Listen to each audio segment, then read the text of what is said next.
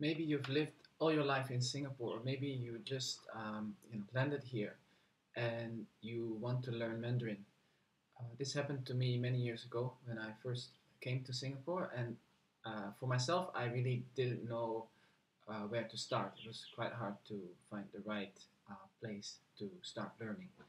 So rather than just saying like you should go to this school or you should do this or that, it really depends on how much time you have, how far you want to go, what your learning style is. So here are just a few of the considerations that you can think about to pick the right place to learn Mandarin in Singapore. The first question that you should ask is what type of course are you really looking for? For myself, when I came to Singapore in 2006, I was so lucky to have the time to learn full time, and that was a really good start because for 20 hours a week, I was learning Mandarin, and that was really the main thing I was doing, and it helped me to get over that difficult period in the beginning where you're putting a lot of time in your studies and you just don't see much of the results.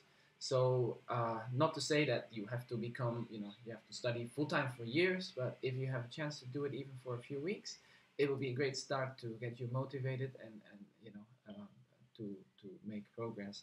But of course, if you have a full time job and you don't want to quit that, then you may have to stick with part time courses. There are many institutes and schools in Singapore that provide very good part-time courses in the evening hours, or also in weekends, depending on what is good for you. Some people like to keep their weekends free, and others just don't feel the energy on the weekdays. So another option that you have is to find a private tutor.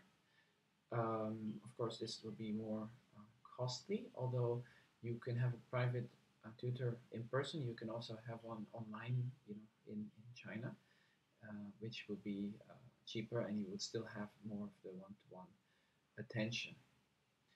Now, what course you pick also depends on your level. If you know pretty much nothing about Mandarin when you start, which was what was the case for me, then basically anything goes. You can join pretty much any course because most schools will have a course that starts at the very beginning. But when you become more advanced, or maybe you've been speaking Mandarin all your life, but you just don't know really how to use Mandarin in business situations, for example, or you're a lawyer and you want to be able to talk about contracts in Mandarin.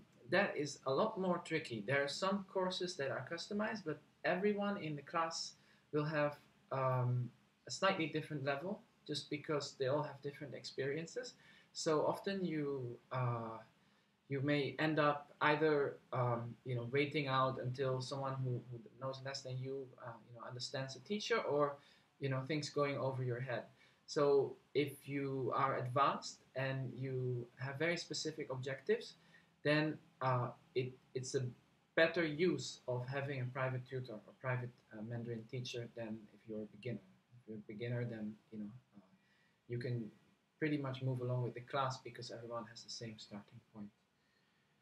Now, there are also different types of schools, and the biggest difference between schools is the class size. So I know that for many people, like price is quite an issue. I mean, it can cost hundreds of dollars to take a class. But besides looking at the price, also look at what you get for it.